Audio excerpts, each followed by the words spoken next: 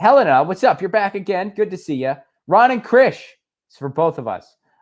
Do you think the differences in different parts of America? This question's great. Check this out. Ron and Krish, do you think the differences in different parts of America can be washed away with humor? I love it. That's awesome. That's beautiful. You know, I'll answer first, and then Krish, I'll let you answer. I think that in many ways that humans, I think that their humor is a powerful tool for the human condition. I think it is something that does unify people. When you're in a room together laughing, that's a powerful thing. And I think that's something that I miss desperately, and I'm pretty sure Krish does too. I think we both miss it desperately. Yeah. And I'm counting the freaking moments till we get it back again. And Helen, I know you're out in the UK. I can't wait to come to the UK and tour. I've been there before, but I've never toured there before. I've only done a couple sets here and there. I can't wait to tour out there.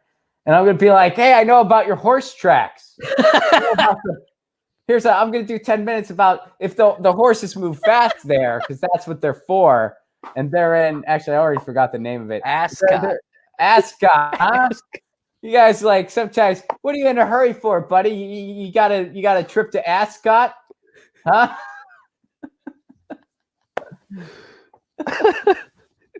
I can't wait to do that out in the UK.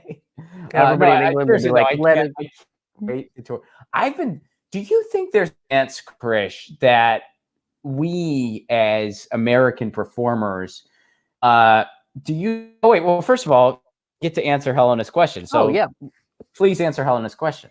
Yes, I do think that humor is a very powerful tool.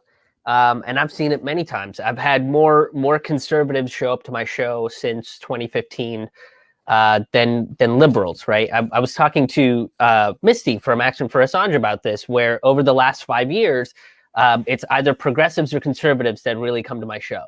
The liberals that show up leave very angrily because I'm not just doing Orange Man bad jokes, right?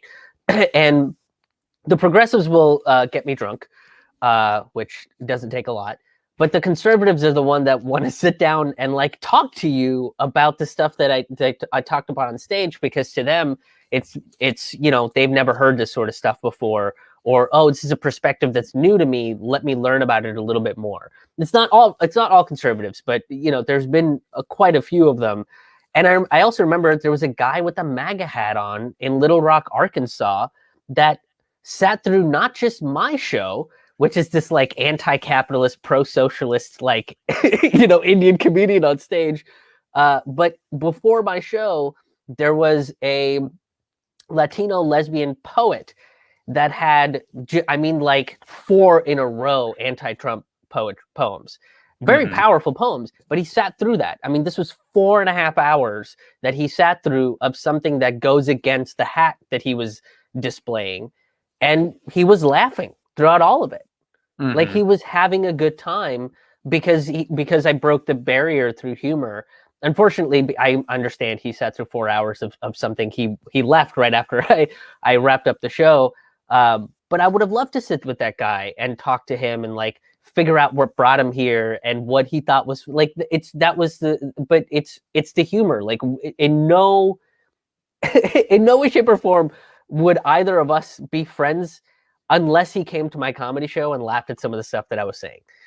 Like when I was making fun of capitalism, like he was laughing about it, probably because we share those beliefs. And it's just a matter of like dropping your guard and not taking yourself as seriously all the time.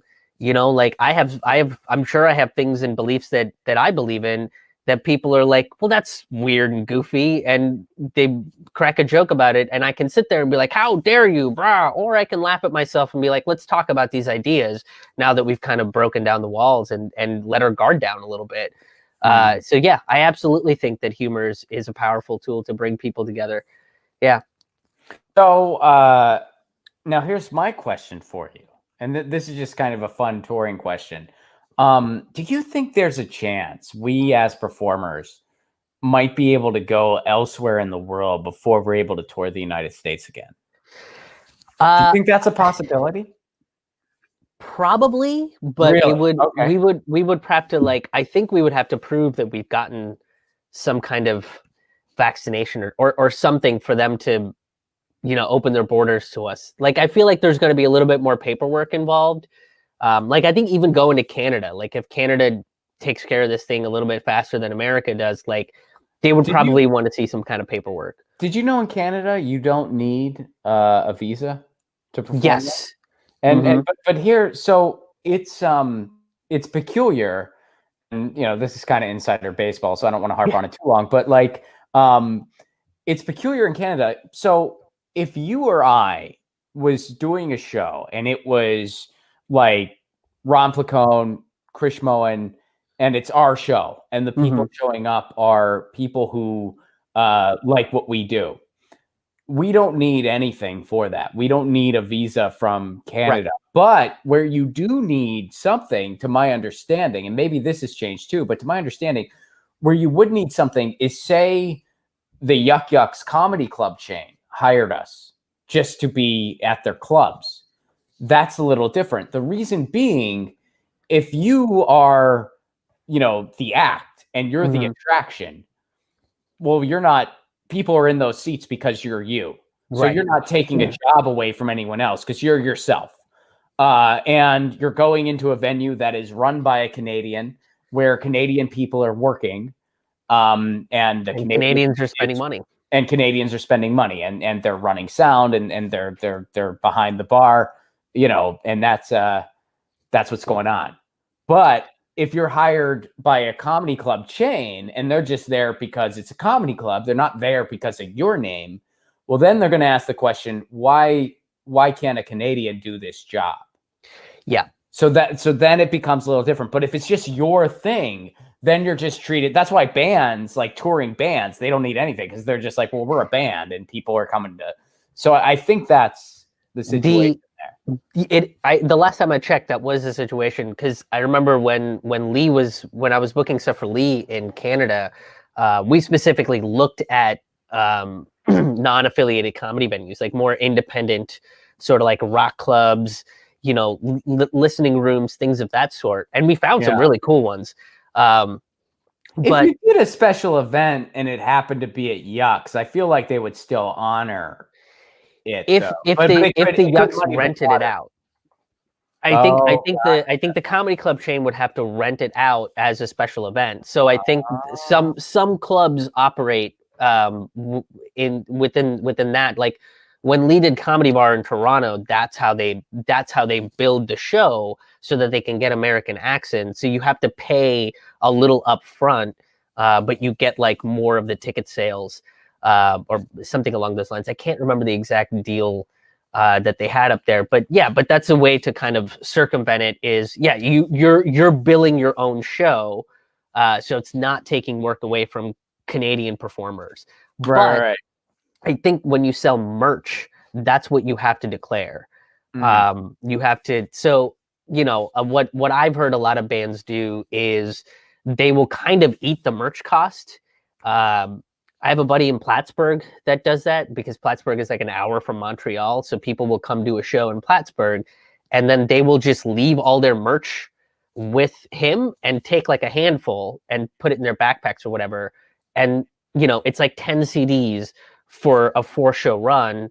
And maybe they'll sell all 10 in the first leg of the tour, which covers gas for the rest of the tour. And maybe they spend it sporadically, but it's just another way where independent performers are like, we don't want to get raked over the coals, with a bunch of like duty taxes and stuff like that. Yeah, because you gotta file that.